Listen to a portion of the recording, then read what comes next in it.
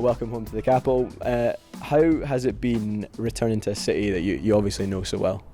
Yeah, no, it's been great for me. Was here for at least a good couple of years before I went down into Australia. So yeah, as soon as the opportunity to come back here was presented, I was really keen to get over here, and it's just easy setting yourself up again in Edinburgh, and I've got friends, family that are all close by. So yeah, it's great to be back. Have you been back to Kirkcaldy yet? I have, yeah. I was back there a couple of weeks ago. Caught with a couple of mates that are still involved with the club down there. So really good to see, and yeah, great to hear from them. Kirkcaldy's a great community club, and it's good to see that their sort of pre-season started and going well. It's obviously a short-term deal here for yourself. Can you maybe talk about how the move came about? Yeah, so I'd obviously signed for 2 years with the Brumbies, and I'd managed to get that 5-month window in between Super Rugby seasons free.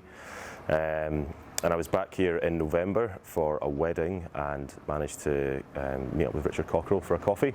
And he just said that there was a good chance they would lose a couple of players in my position during the World Cup. So, asked would I kind of be interested in coming back, and would that sort of suit with my time off during Super Rugby. And really, quite sort of soon after that conversation, everything was sort of put in place. And yeah, kind of early January, February, something like that was all sorted. And how's the body feeling so far? I mean, we're down watching pre-season every day. It's not easy out there, is it? No, it's not at all. And pre-season at any professional club, you wouldn't expect it to be anything but hard.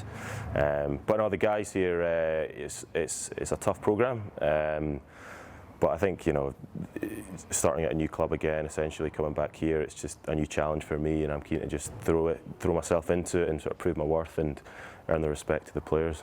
For supporters who maybe aren't aware of your journey, can you maybe talk about how you went from playing at Heriots, making waves in Super Rugby at 3 different teams? Can you talk about how that journey came about? Yeah, so I suppose it was quite an unconventional route, really.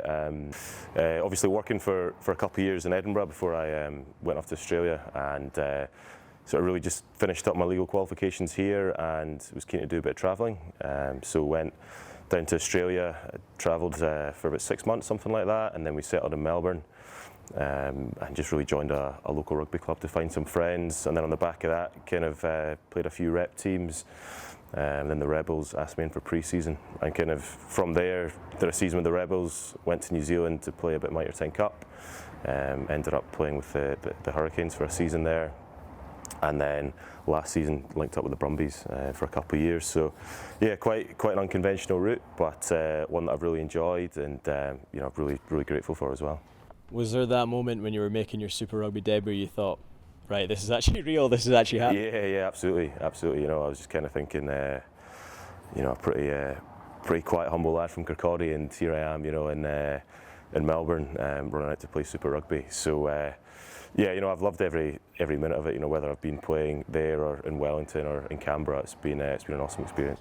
At the time, did you have mates texting you up saying, is that actually your name on the team sheet? Is this actually happening? Yeah, well, I've got a lot of good mates that follow my progress pretty closely. So they've always kind of had my back and stuff, and I think those guys maybe who weren't Super Rugby fans before definitely follow it now. So how did you find the entire Super Rugby experience then? Obviously, it's a whole different type of rugby than the Northern Hemisphere. Did you find it helped develop? Did it help expand your own game? I think maybe more just my game's quite suited to that style of rugby they play over there. It's a lot of running, a lot of skills-based stuff. Probably less emphasis on collisions and size and stuff. But so I actually found it was I kind of found it quite easier going into that style of rugby. So again, coming back here, it's a great challenge for me to essentially play a different style of rugby and get involved with Edinburgh and hopefully perform well. You mentioned there as well that you're a law graduate and you were training as a solicitor as well.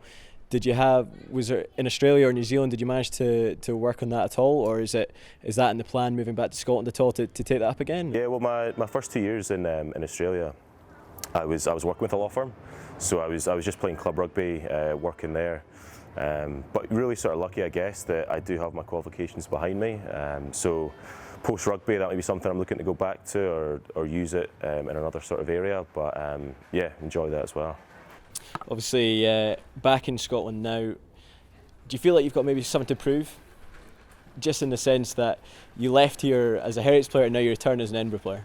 Yeah, no, I do. I think I've got quite a bit to prove. I guess I left because essentially I couldn't get a professional contract in Scotland. So, when I pull the Edinburgh jersey on, it's going to be a case of try and show people what I can do and try and maybe prove a few people wrong.